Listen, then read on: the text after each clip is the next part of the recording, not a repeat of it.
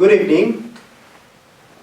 This will be a two-part lecture series. Our basic topic is actually expressing the ineffable, which of course is a contradiction in terms, but such is mysticism. Our topic then is mysticism and how to actually talk about it intelligibly, or to point to it, or to actually describe it without words, or to reach the core of it without words. So these obviously are topics that can be quite confusing, and they have been in the way that they have been discussed. What I will try to do, therefore, is to lead us gently there, but I will begin with a discussion of modernity in philosophical terms and how modernity actually can help us in some ways. In other ways, it actually leads us away from understanding mysticism. So, this will be then a two-part presentation. The first part will be, one might say, in propositional terms. We will be discussing philosophical propositions and trying to see what their limits are. So this will be a lecture on limits as well. And I will follow a fairly straightforward kind of outline. Once I have explained that our main target is to reach oneness or unity from the multiplicity that we see in phenomenal terms when we look around at our world, I can then, in very straightforward terms, talk about ontology, or the structure of reality. Now, one of the problems of modernity was that when someone like Descartes started discussing a new kind of ontology, which still was theistic, but was based on a kind of logic that was different from Aristotle's logic, a kind of physics which was different from Aristotle's physics, one had to start from the very beginning, as it were.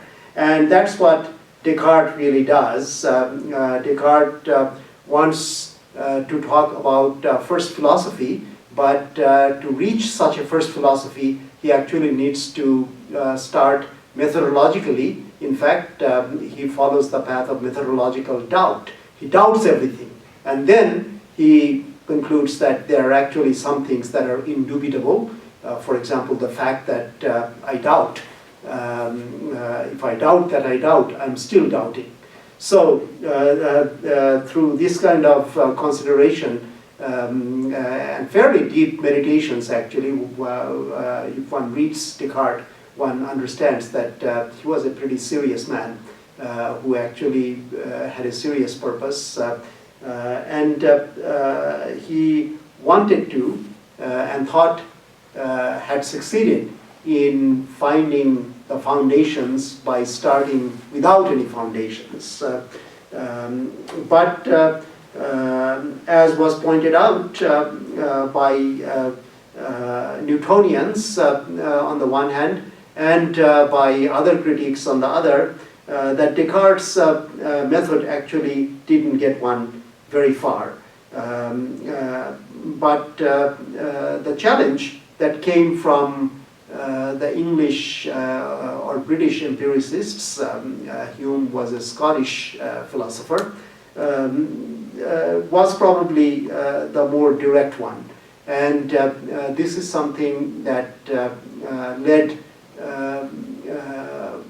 someone like Kant to say that it was Hume who woke him up from his dogmatic slumber.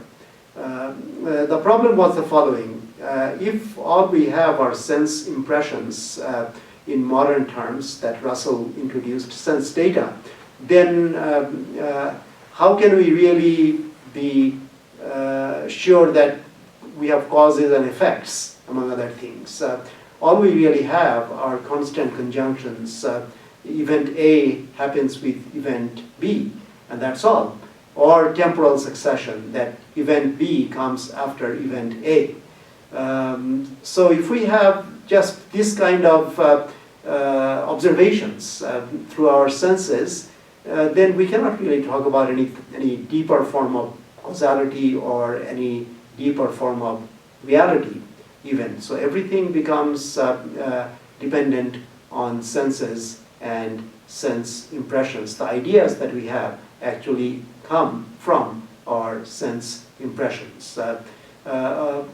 People were unhappy with this for many reasons. Kant was unhappy because it didn't allow us to look at anything deeper than just our sense impressions, and very deep questions about not just nature of causality, but also space, time, etc. would not really be answered by following this kind of approach. So he followed actually a two-level approach. At one level, he made science something that could be separated out from deeper religious forms of reality. And he did this by a very clever method of critique. He started by critiquing what we perceive directly, and found a method that he called the transcendental analytics. And through this transcendental analytics, he was able to, or so he thought, establish the structure of causality in the human mind and space, time, and these basic categories, all in human mind. So sometimes this Kantian move is called subjective idealism. On the other hand, Ding an sich, or thing in itself, Kant thought could never be actually reached through pure reason. And therefore that remained an arena for religion. And Kant thought that he had accomplished this Copernican revolution in philosophy by separating out the realm of science from the realm of religious thinking. But many people were unhappy again for many different reasons. People like Hegel were unhappy because this seemed to have made everything dependent on individual subjective ideas in individual minds. So Hegel's move was to establish idealism on a much more objective basis through a kind of dialectical thinking. I have discussed that in paper online, so I will not go further into this since our ultimate objective is to reach out to and into mysticism. So we see that this German idealist approach is something that in many ways could be called a success, but it faced critiques from both more modernized versions of empiricism, modern Humeans, if you will, on the one hand, and on the other hand, Hegelian materialists like Marx on the other hand. And this led to a very interesting situation. A third kind of thinking emerged in the form of ideas of people like Nietzsche and a number of philosophers who started out as phenomenologists, mostly students of Husserl, but then dug further into Nietzsche and found some of Nietzsche's ideas very exciting indeed and pushed them much further. Another thinker that I should mention in this context is Henri Bergson. Bergson was also reacting against Kant, but he was trying to find out, well, is there some way to characterize matter and memory and time in such a way that is not dependent on finiteness, this finite type of division. which led in the past into paradoxes like Zeno's paradox. And we find in modern or postmodern times a neo-Bergsonism, if one can call it that, in thoughts of people like Deleuze, for example. So this is a very, very interesting set of moves. And finally, I should mention what Penelope Maddy, who is basically a philosopher of mathematics, calls the second philosophy. And this is something that is not too far from what we might call a naturalist epistemology and naturalist ontology even. The idea here is that science should be essentially following the kind of methods that have been successful, and philosophy, if it wants to philosophize about science, should also look more closely into the methods of science and use the same methods to philosophize. Earlier, in a different guise, something like this led to the ideas of Vienna Circle and logical positivism. But Maddy wants to actually get away from that kind of thinking, which is essentially a modern type of Humean thinking.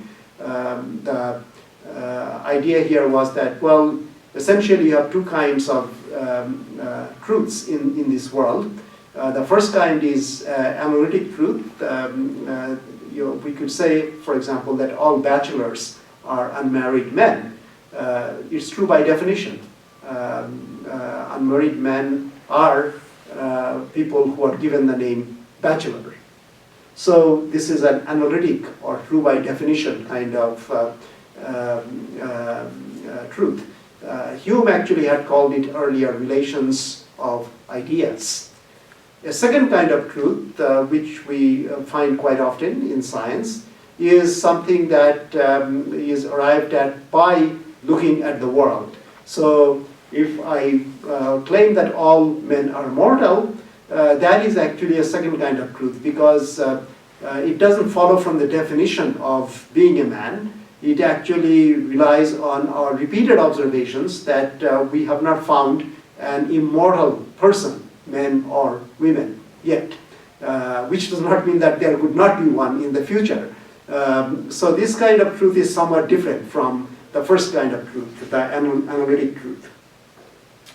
Now, the person who tried to follow this line of thinking the farthest and deepest was an Austrian-German thinker, Rudolf Carnap. And Carnap dug very deeply into the structure of language. Again, we come back to the idea of propositions in a very, very deep way in Carnap. And Carnap tried to actually find a logical way through propositions to answer such questions as to what degree a scientific theory is confirmed, and made quite a bit of progress. One of his disciples, Quine, who taught at Harvard for a long time, however, started moving away from Carnap, in fact, logical positivism, by pointing out some of the fundamental contradictions in this analytic synthetic distinction. It will take us too far apart and away from our main quest if we go deeply into Quine. But I think I can sum up by saying that what started in 19th century Germany as a move towards symbolic logic and mathematical logic with the scholars like Frege, and continued through Russell, Wittgenstein, I should say early Wittgenstein of Logicus Tractatus Philosophicus. Late Wittgenstein is different. And continuing on through these Vienna Circle logical positivists or logical empiricists, and culminating in Carnap and Quine. But with Quine, we actually get back to a kind of naturalistic epistemology and even naturalistic ontology. In fact, one of Quine's fellow philosophers at Harvard, Hilary Putnam, at one point in his thinking, pushed this ontological realism or scientific realism quite far. But this is where things basically were in the Anglo-Saxon world, and to some extent still are, till French postmodernism actually hit the scene. But before I go there, I should go back to the 19th century again and discuss two strands of criticism of Kant and Hegel. One in the form of Marxist philosophy, the other in the form of Nietzschean philosophy. In Marxist philosophy, or what later was called dialectical materialism, Marx actually went back to the Greek atomists. You may recall that there were two kinds of atomists, at least in ancient Greece. One kind, we can call them mechanical atomists, people like Democritus, where things basically were very mechanical, everything was predictable, everything had been decided at the beginning of the universe, and matter and motion decided the rest of it. So it was a play of matter and motion. And time was basically motion of matter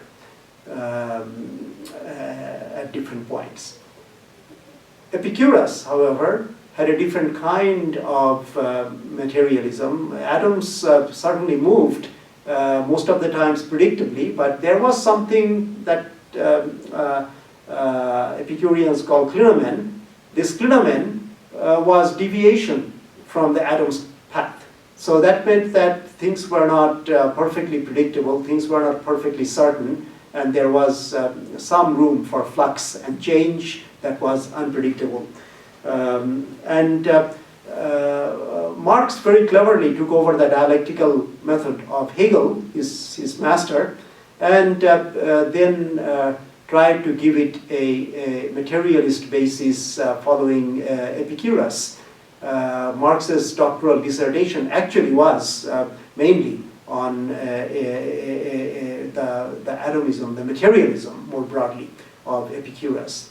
Marx had actually quite complex take on religion. Most people quote him as having said religion is the opium of the masses, which he actually did, although not exactly in that form. But a few sentences before that, he actually observed very profoundly and astonishingly, for people who just stick with the opium sentence, he said, religion is the soul of soulless conditions. Soul of soulless conditions.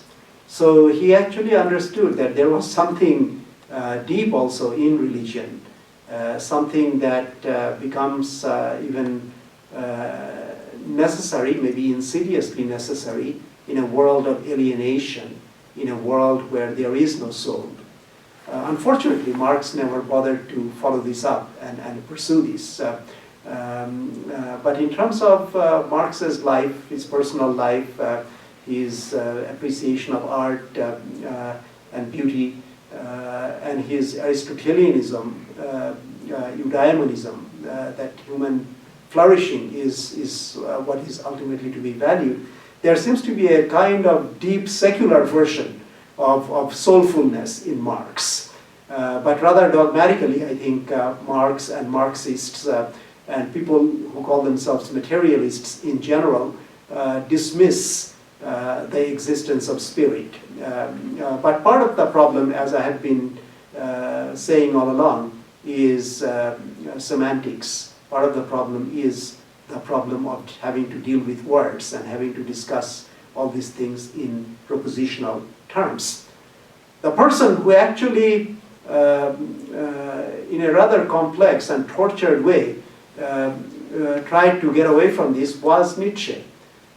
Nietzsche was trained as a philologist, so he knew a lot about languages and words, but he was definitely a very rebellious person.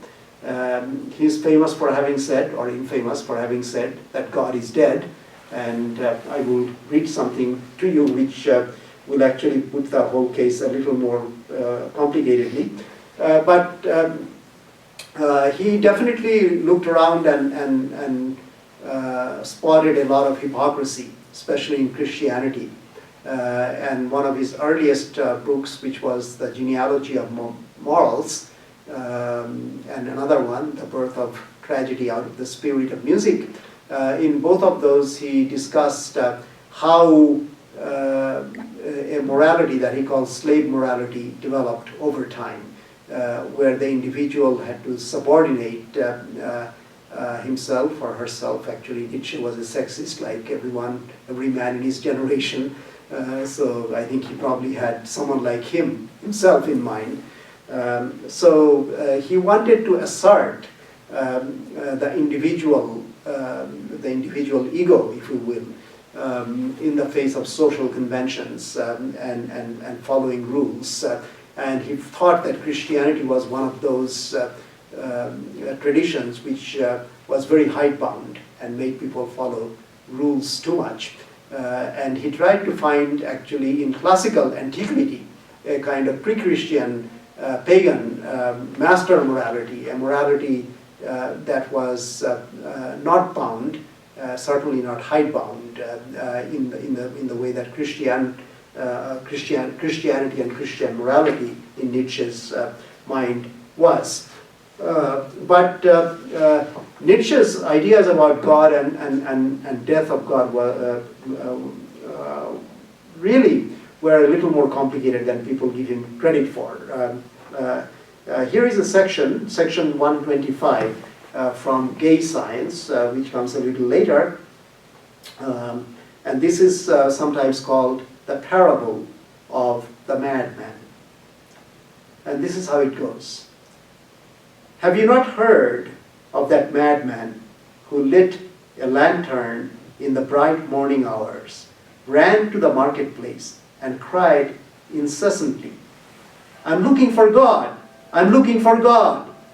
As many of those who did not believe in God were standing together there, he excited considerable laughter. "Have you lost him then?" said one. "Did he lose his way like a child?" said another. Or, "Is he hiding? Is he afraid of us? Has he gone on a voyage or emigrated?" Thus they shouted and laughed. The madman sprang into their midst and pierced them with his glances. "Where has God gone?" he cried. "I shall tell you.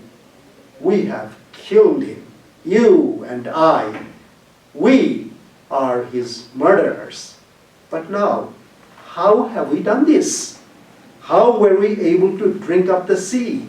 Who gave us the sponge to wipe away the entire horizon? What did we do when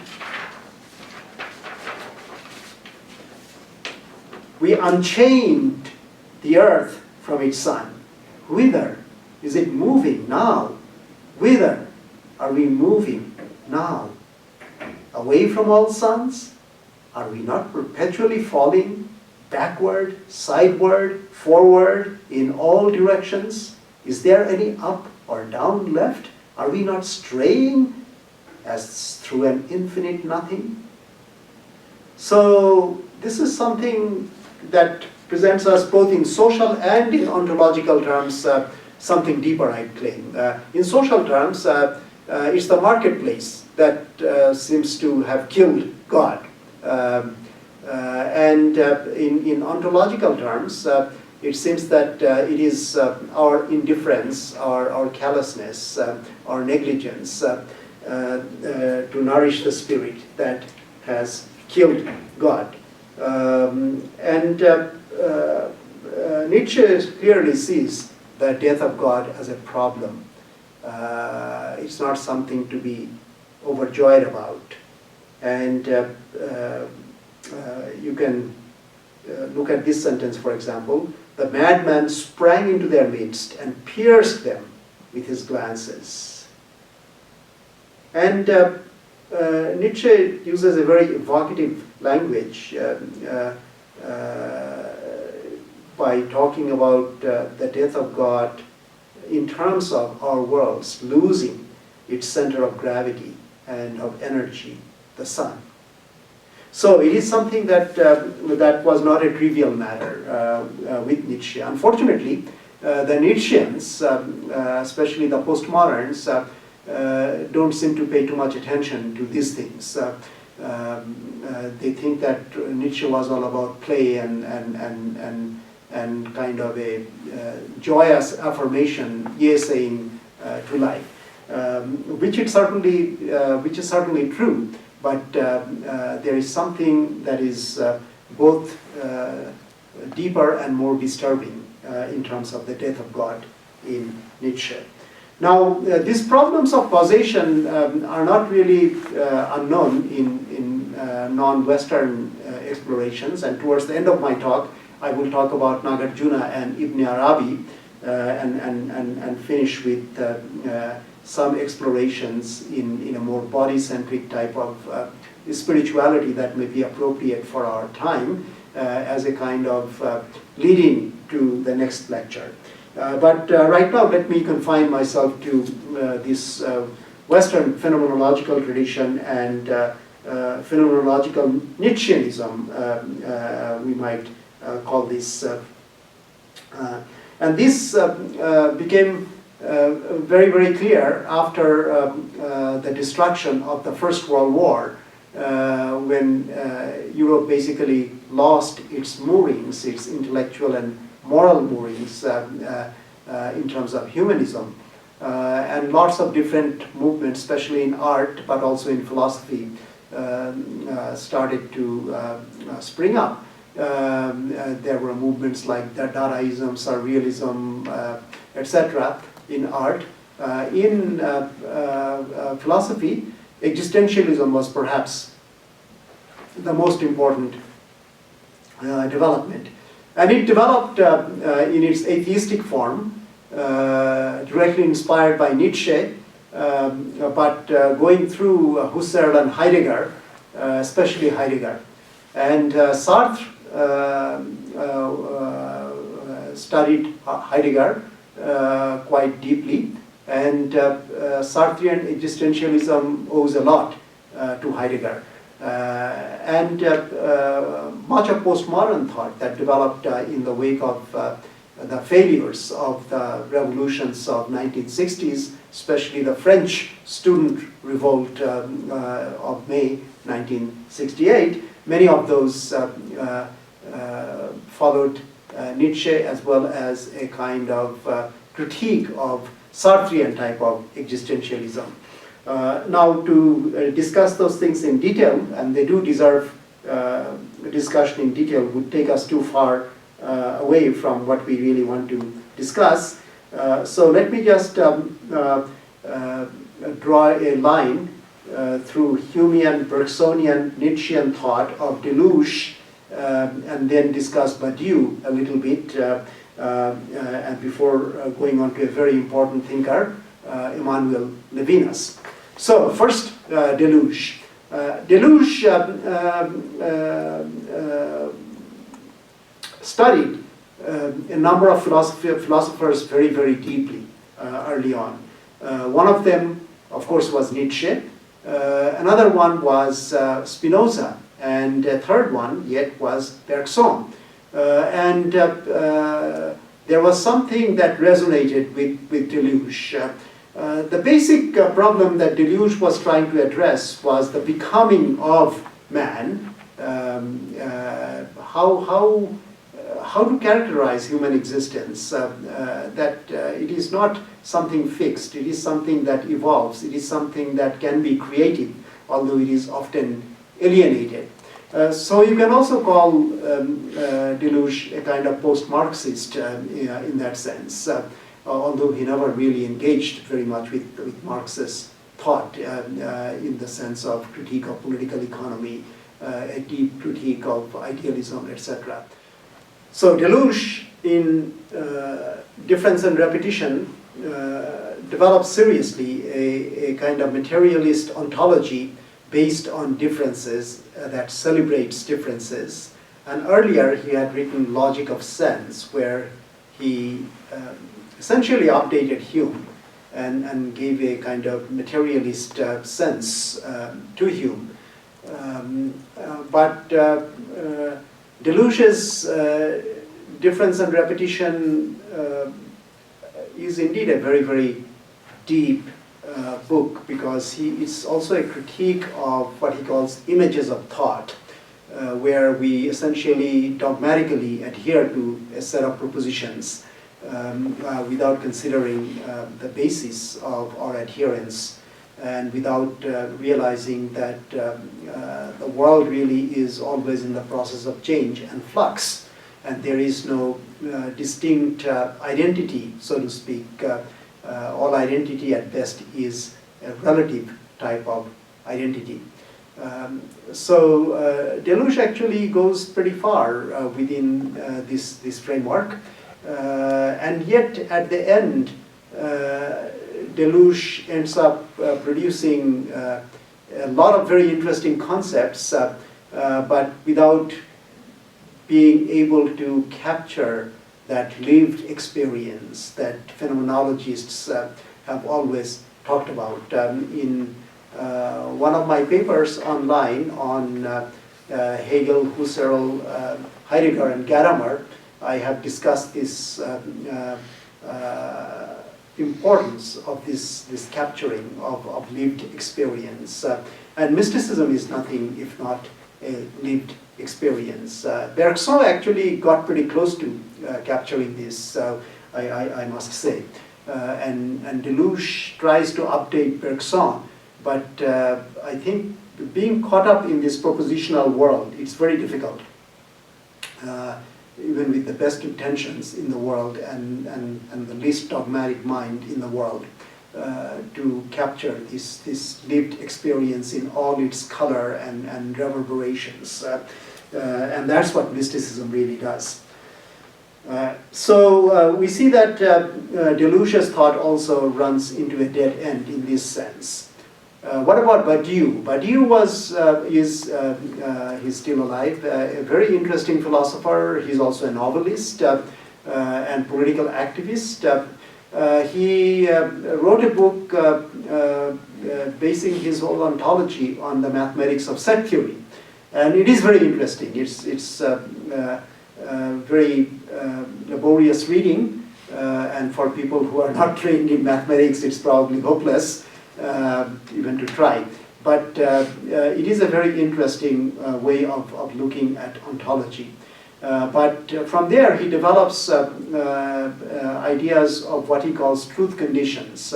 That we have truth conditions of politics, for example. We have truth conditions of science. But most importantly, we have truth conditions of love. And here, Badiou also comes very, very close to capturing that ecstatic lived experience, as it were. And sometimes he even succeeds, I would say. But again, he realizes, I think, more than anyone else, that propositional forms of thinking are really not adequate. And that's probably why he tries his hand at other kinds of expressiveness, like writing novels or getting involved in direct political activities. So here we have very, very interesting postmodern thinkers, I think. But the one who is most interesting to me from considerations that I have been discussing is Emmanuel Levinas. Levinas was also deeply interested in phenomenology and Heidegger, and but almost immediately when he started writing about these things in the 1930s, he took a much more critical stance to Heidegger. He actually thought of a continuous presence of being rather than the Heideggerian move of unveiling being and getting stuck with language, which are insightful, definitely, but at the same time, one might even say evasive. And then Levinas, being a Jew, had to spend time in concentration camp in Germany, and much of his family, which was Lithuanian, was exterminated. So his experiences also were very different. In a way, he probably could feel the whole burden of history of the 20th century, as James Joyce put it in such a revealing way, that history is a nightmare from which we are trying to awake. This certainly is the experience of people living through wars in the Middle East today, for example. So Levinas really pushed it very far, and in 1961 he wrote an amazing book which came out of his doctoral dissertation, Totality and Infinity. And in this he introduced a concept of face-to-face. And this really is something that was in his philosophy before, but he made it the center and main focus of his philosophy, that what human beings are actually are exposures to otherness. Otherness that would also impose infinite responsibility on every human being, and this infinite responsibility is impossible to live up to, and yet we must face up to this. Therefore, face-to-face is not a very kind of nice, genteel way of being. It's a very hardcore of reality, where you have to face up to your impossible moral responsibilities and yet try. So in some ways it is similar to the myth of Sisyphus, that he rolls the stone up and then as soon as it is up there, it comes rolling down again, and you have to keep doing the same thing again. And then Levinas did something even more daring, and this was his 1974 book that went beyond the early book of Totality and Infinity. And in Totality and Infinity, by the way, he also put a lot of emphasis on family as opposed to the state. And this is something that has an echo, among others, in subaltern history. Today we are very suspicious of state, not just in a liberal way, but in a deep phenomenological way, and in a way that can be called historical hermeneutic suspicion. And this book, which can be translated into the English title "Otherwise Than Being," it's really a very important book, I think, and takes propositional form of discussion as far as it can be taken, I think. One philosopher has characterized the innovations in Otherwise Than Being in following terms. The three most remarkable innovations of Otherwise Than Being include: 1, the proposed phenomenological reduction to the birth of meaning in a self, carrying what is not itself, that is, the other, effectively. This is a radicalization of Husserl's idealism, in which meaning arises thanks to the inner dialogue, whose language is more rarefied than that composed of everyday signs. Second, the exploration of sensibility as the locus at which inside and outside merge. If sensibility already played an important role in Totality and Infinity, sensibility will now be traced back to the density of the flesh itself.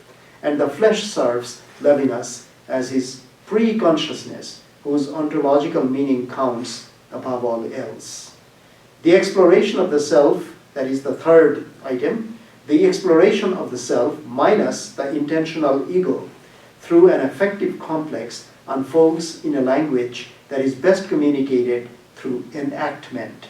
It can be likened to prophetic witness. It is as though Levinas was describing the affective investiture of a subject called to witness. This is also the sense of subject carrying more than it can express and breathing under the constraints of that investiture. This is a very deep book. Again, I can do no more than just give you a flavor of it in this short lecture. But this, and if I had time, I'd have talked about Paul Ricoeur and his later hermeneutics of interpretations. But I think it's best to go on to Ibn Arabi at this point, who many centuries before these thinkers had already decided that there had to be a way to express our longing for understanding the depth of reality and unity in diversity through language, until it took us to the edge of understanding, and then we can pursue other mystical practices. I should mention quickly also that Nagarjuna, who was a Buddhist philosopher and lived several centuries even before Ibn Arabi, already had analyzed, of course this was not known to Ibn Arabi, among other things through an analysis of causation, and let me just discuss briefly what this was. Nagarjuna distinguishes four ways in which things could be causally brought about. They could be produced, first of all, from themselves, secondly, from other things, thirdly, from both themselves and from other things, and fourthly, from neither. So these four ways of talking, Chatushkoti, as the Sanskrit expression goes, led Nagarjuna to show that ultimately reality is emptiness or shunyata.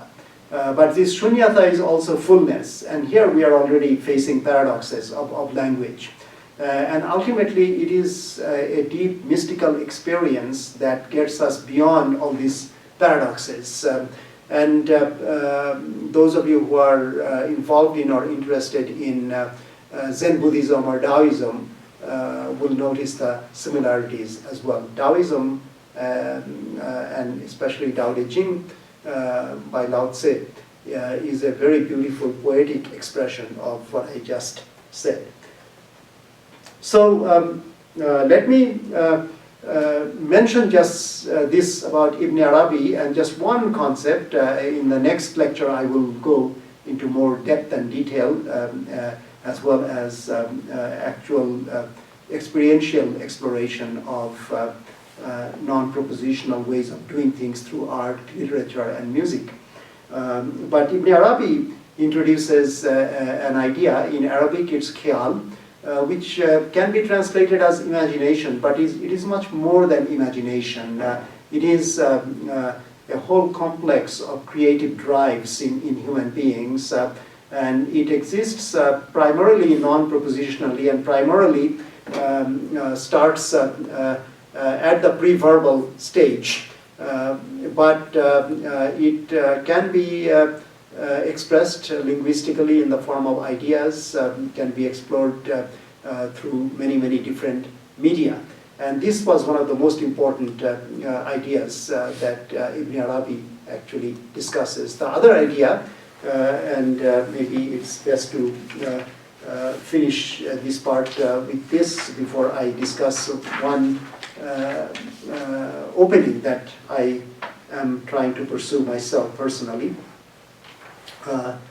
Ibn Arabi's work is very prolific and very deep, so he is a very difficult person to read, both in terms of quality and in terms of quantity. But this idea of haq, which can be translated variously as truth or as justice, as right even, is very important. And his school, one of his main interpreters, Kunawi,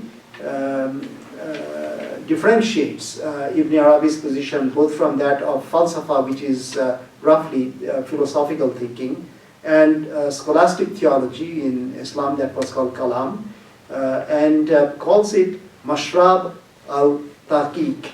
The school of realization is the way William Chittick translates it, and that's probably a good translation. So this idea of tahqiq is the cornerstone of Ibn Arabi's vast corpus. So this has something to do with both being true, real, but also being right, worthy, appropriate, etc., etc. So in the next lecture, we will explore this more deeply and more extensively. I want to finish with something that I have been calling new Bodhi. Bodhi is what, of course, Buddha comes from. So Bodhi historically has been basically explored idealistically, that is, as an idea. But I think it is very important in light of, one might say failed, but worthy failed endeavors of phenomenologists to actually have embodied thinking, as it were. I think we can call Bodhi the kind of enlightenment that involves our bodies, our minds, our whole selves, beyond dualism. So it involves both intuition and intellect.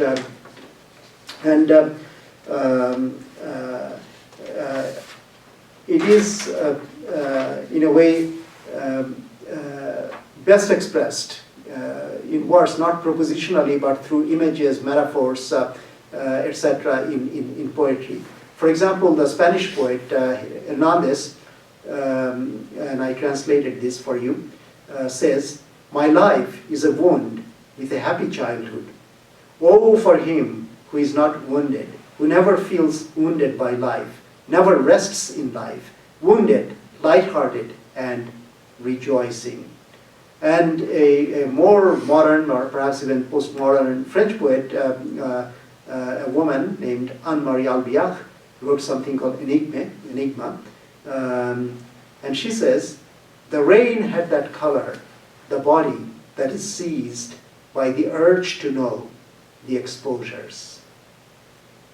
And finally, Rilke, who is a very deep poet indeed, tells us, "Whoever goes now anywhere in the world, without ground, goes anywhere in the world, goes to me. Whoever dies now anywhere in the world, without ground, dies in the world, looks at me." And Sufi, the mystics, and that was my ultimate target.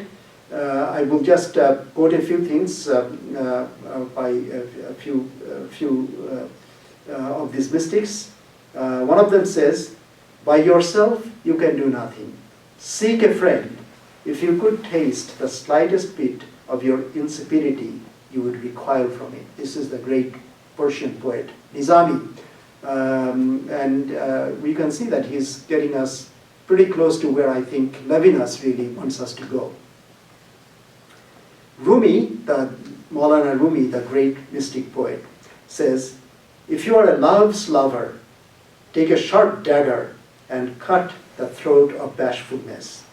How all the world trembles because of love, which transcends all below and on highs. Soul of soul, do you speak, for every atom has grown tongues out of love for your face."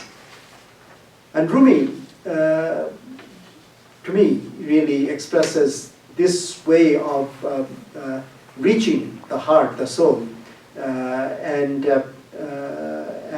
he truly pinpoints the need, necessity, and role of love in mysticism.